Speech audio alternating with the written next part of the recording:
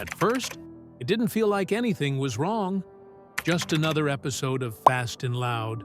The cars were loud, the shop was chaotic, and Richard Rawlings was doing what he did best, flipping rides and flipping attitudes. But something was missing. Or rather, someone. For the fans who paid attention to the details, it didn't take long to notice that the man behind Gas Monkey's most jaw-dropping paint jobs had suddenly vanished from the screen.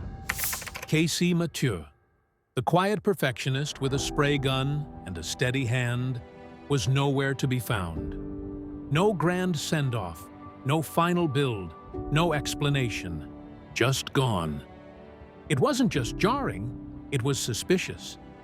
In a world where TV personalities announce every meal and milestone, Casey's absence was deafening. Viewers were left confused. Was it Burnout? A behind-the-scenes feud? Had he been pushed out? Or had he chosen to walk away from fame on his own terms? To understand the mystery, you have to know who KC really was, because he was never like the others. While the cameras chased chaos and drama, KC kept his head down, focused on the work. He wasn't there to be a celebrity. He was there to build, to spray, to perfect. And in doing so, he earned the respect of fans who didn't care about shouting matches or beer runs. They cared about the car. His paint jobs weren't just shiny. They were flawless. The kind of work that made muscle cars look like glass sculptures. The kind of work that doesn't happen by accident or under pressure. And that's where the tension started. Because Fast and Loud thrived on urgency, on fast flips, impossible deadlines, and spectacle over subtlety. KC didn't.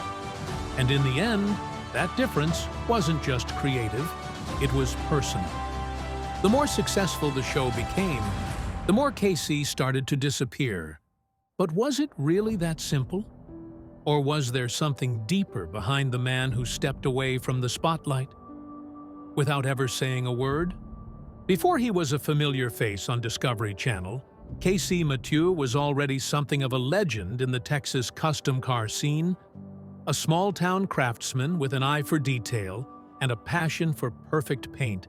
He wasn't chasing fame, he was chasing flawless finishes. When KC joined Gas Monkey Garage, it was never about TV. It was about paint, and he treated it like a calling. His reputation wasn't built on being the loudest guy in the room, but the most focused. While others argued over parts and profits, KC was in the paint booth, masked up, sleeves rolled, quietly creating some of the most beautiful finishes ever seen on Fast and Loud. From vintage Mustangs to custom Chevelle, KC's work didn't just stand out, it defined the build. He made raw metal look like liquid. And fans noticed, even among the chaos of Gas Monkey's fast-paced, entertainment-first production model, KC stood out as the one who was there to do the job right. But as the show's popularity exploded, something started to shift. The builds got flashier, the timelines got shorter, and the show that had started as a real garage with real stakes was starting to feel more like a TV machine, and less like a place for artists. KC tried to keep his head down, to stay focused on the work. But it wasn't long before the strain between what made good TV and what made good craftsmanship began to wear on him. He was the guy who never raised his voice. But he didn't have to. His silence was its own kind of rebellion. And that quiet resistance, it didn't go unnoticed. Behind the scenes, Fast and Loud was evolving, and not always for the better. As Discovery poured more money into the show, expectations skyrocketed. Viewers wanted faster builds, producers wanted more drama, Richard Rawlings wanted to grow the brand. But for KC, what mattered most was the car, not the clock, and definitely not the camera. Multiple sources close to the production suggest that as the show scaled up, deadlines became brutal. Paint jobs that should have taken a week were now being jammed into 24 to 48-hour windows, all for the sake of keeping an episode's momentum high. But Paint doesn't care about storyboards, and neither did KC. He began pushing back. Not with ego, not with attitude, but with standards. He wanted more time, more control, the ability to say no when something wasn't ready. That didn't sit well with producers, or with Richard, who was juggling the demands of the show, the garage, and the Gas Monkey brand empire. To them, speed was king. To KC, quality was non-negotiable. The tension didn't explode, it simmered. Quiet conversations turned into disagreements. Requests turned into conflict. KC didn't want a bigger role. He wanted a better process. And that made him, in the eyes of the production team, a complication.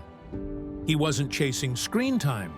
He was chasing perfection. But in reality, TV, perfection is often the first thing to go.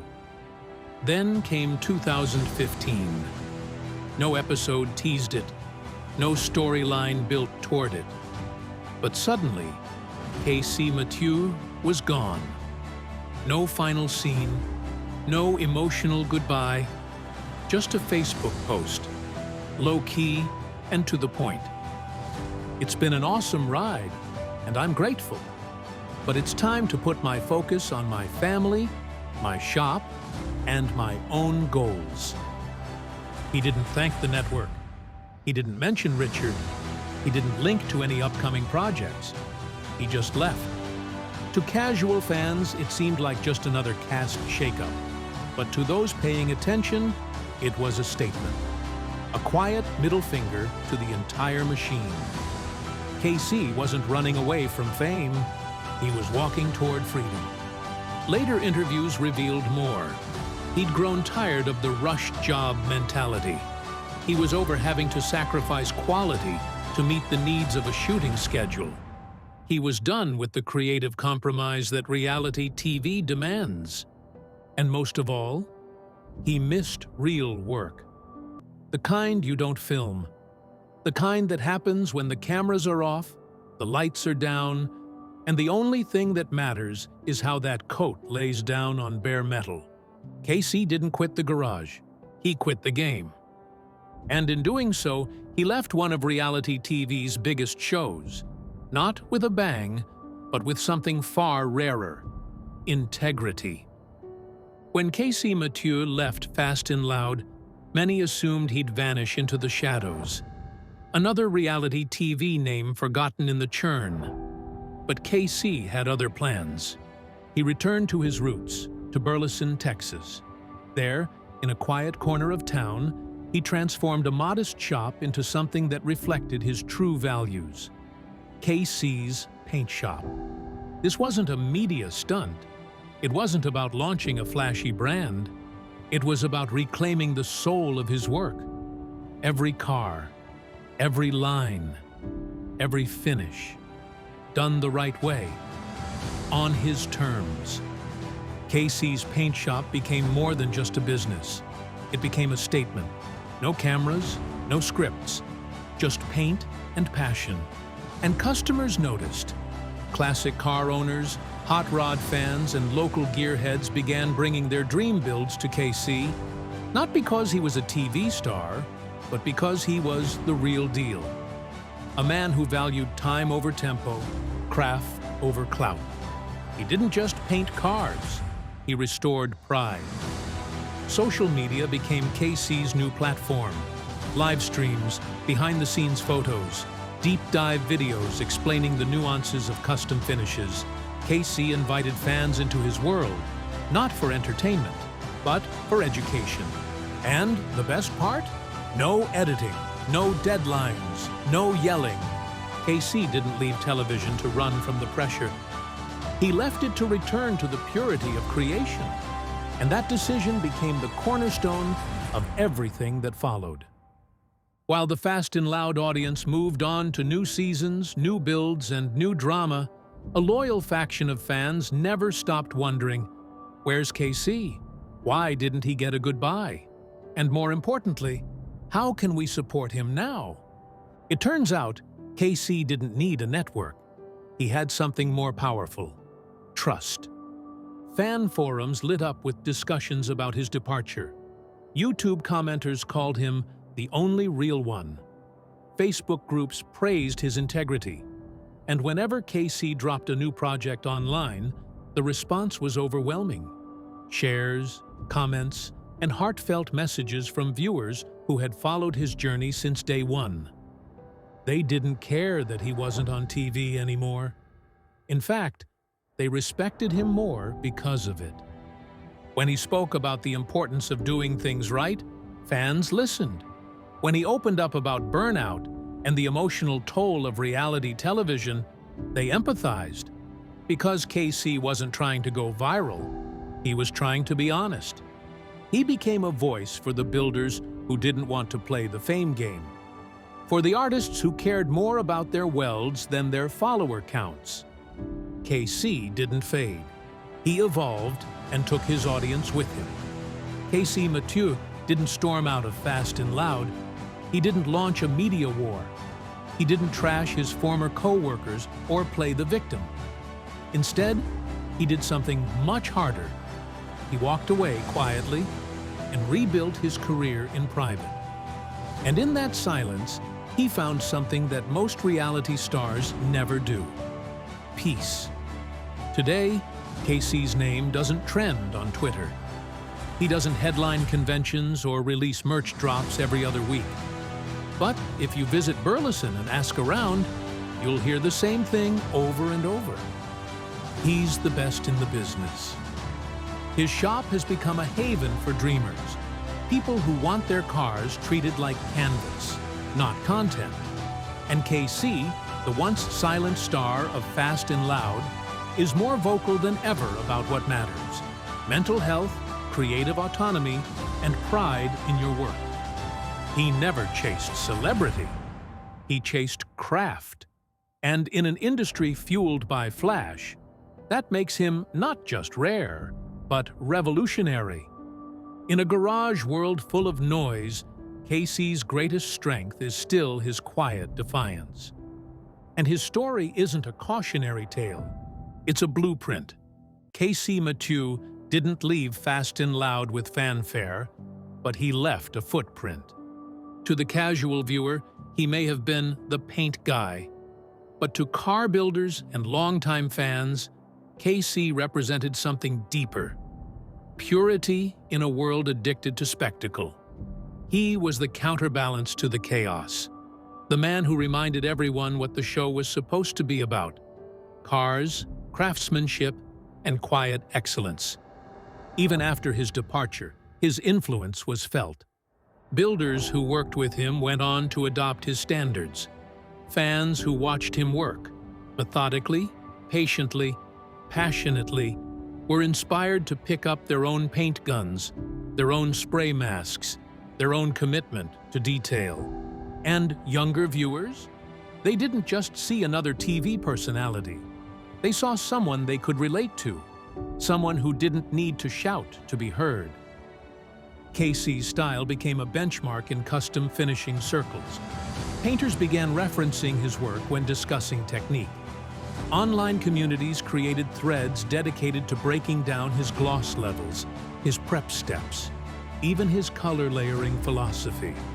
He didn't teach through tutorials. He taught by example. And that example spread far beyond Texas.